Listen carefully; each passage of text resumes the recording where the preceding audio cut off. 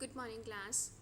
हम लोगों का नेक्स्ट क्वेश्चन है, show that three harmonic waves with 120 degree phase difference between each pair has null resultant disturbance.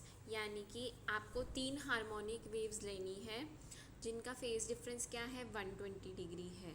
ठीक है, और हमें शो क्या करना है कि उनके बीच में जो रिजल्टेंट डिस्टर्बेंस है वो क्या है, ज़ीरो है। ठीक है, तो हमने तीन वेव्स कंसीडर करी, phi one, phi two, phi three. ये फाई वन क्या ले ली, A cos k X minus N T. दूसरे में क्या ले लिया, टू पाई बाई थ्री, यानी कि 120 डिग्री का फेस डिफरेंस ले लिया। और फाई टू और फाई थ्री के बीच में भी हमने क्या ले लिया, 120 डिग्री का फेस डिफरेंस ले लिया।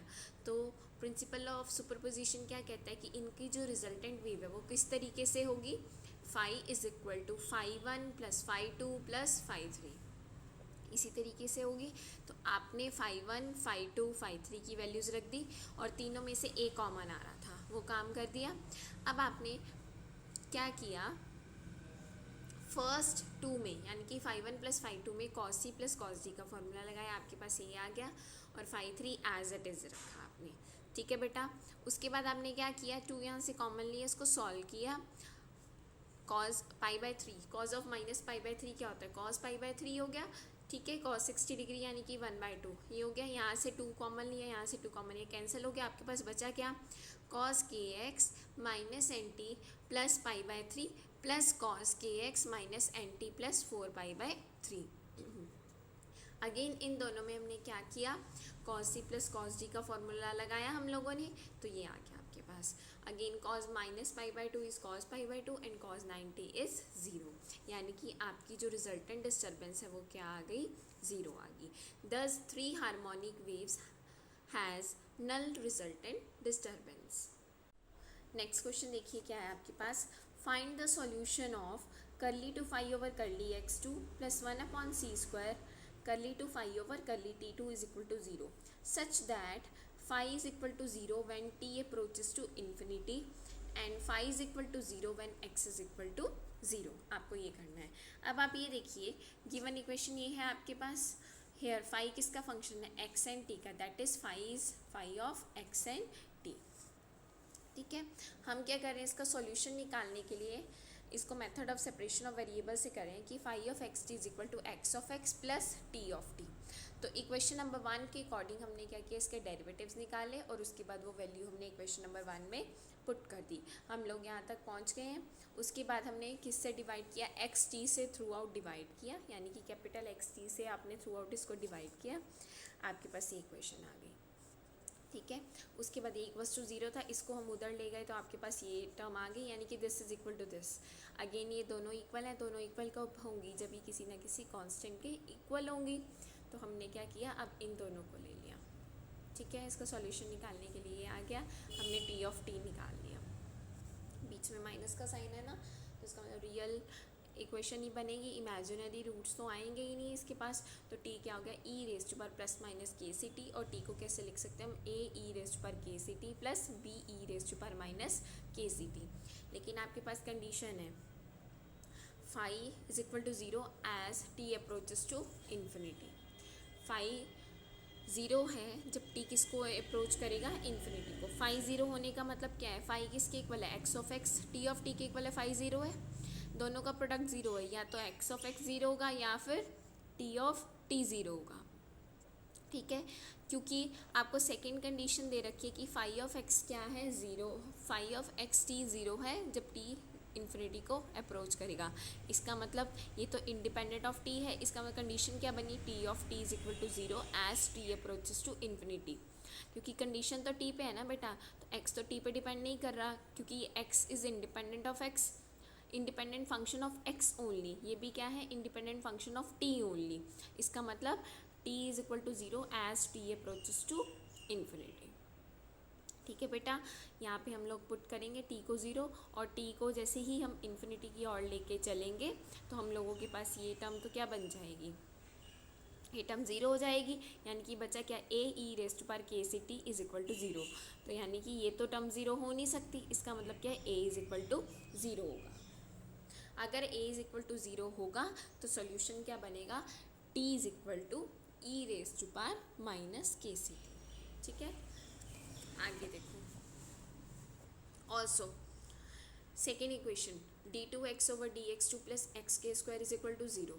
सॉल्यूशन ऑफ x क्या बन जाएगा, बीच में प्लस का साइन है, इसका मतलब हमारे पास इस तरह की सॉल्यूशन बनेगा cos साइन के एक्स। इसको हम कैसे लिख सकते हैं, a cos के एक्स प्लस b साइन के एक्स।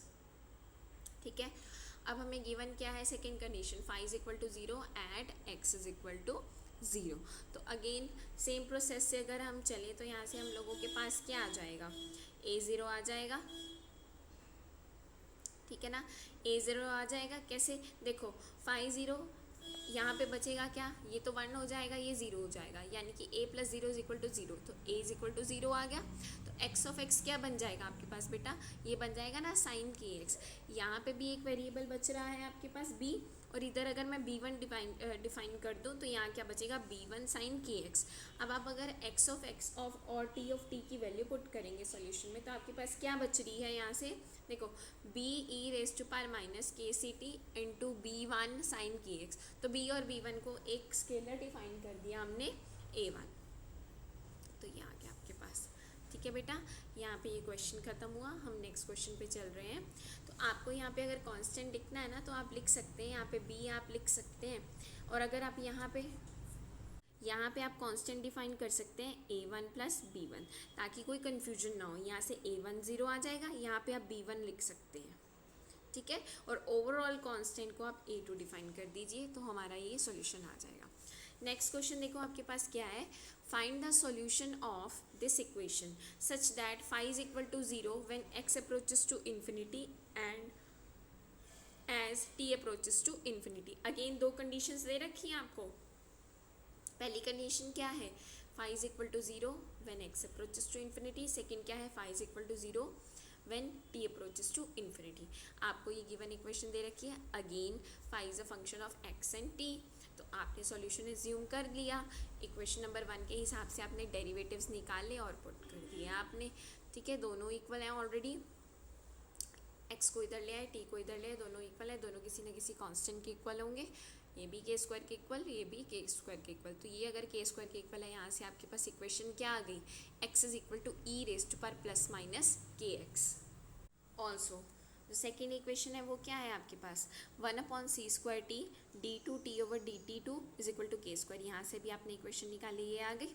ठीक है, अगेन सेम प्रोसेस से जब x approaches to infinity phi is equal to 0, यही है आपके पास, यानी कि अगर फाई 0 है, x अप्रोच कर रहा है इन्फिनिटी पे, कंडीशन x पे ही है, सेम केस आ गया ना आपके पास, यानी कि फाई इज इक्वल टू 0 और फाई क्या है, x of x into T of T, यानी कि 0 is equal to x of x into T of T. Condition x पे है, इसका मतलब x approaches to 0 as x approaches to infinity.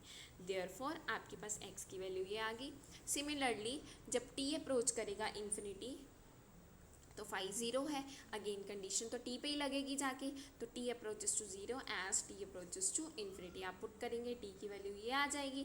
तो आपने कंबाइन किया, यहाँ पे भी कुछ ना कुछ स्केलर आएगा, यहाँ पे भी कुछ ना कुछ स्केलर आएगा, तो दोनों प्रोडक्ट में है। ठीक है ना, जब आप सॉल्यूशन पुट करेंगे तो दोनों प्रोडक्ट में है ना आपके पास। तो जब आपने पुट किया तो कंबाइंड स्केलर आपने क्या ले लिया, a। ठीक है बेटा, ये जो क्वेश्चंस है ना ये इसी तरीके से ही आते हैं आपके पास। ये कंडीशन आपने जो है ध्यान में रखनी है। ठीक है, अगर कंडीशन है x अप्रोचेस टू इन्फिनिटी पे तो कैपिटल X ही 0 का, और अगर कंडीशन है t अप्रोचेस टू इन्फिनिटी पे तो t ही 0 को अप्रोच करेगा। तो आपने ये जो बात है ध्यान में रखनी है, और इसी के साथ आपका ये क्वेश्चन ख़त्म होता है। फर्दर हम नेक्स्ट लेक्चर में कंटिन्यू करेंगे। Thank you so much.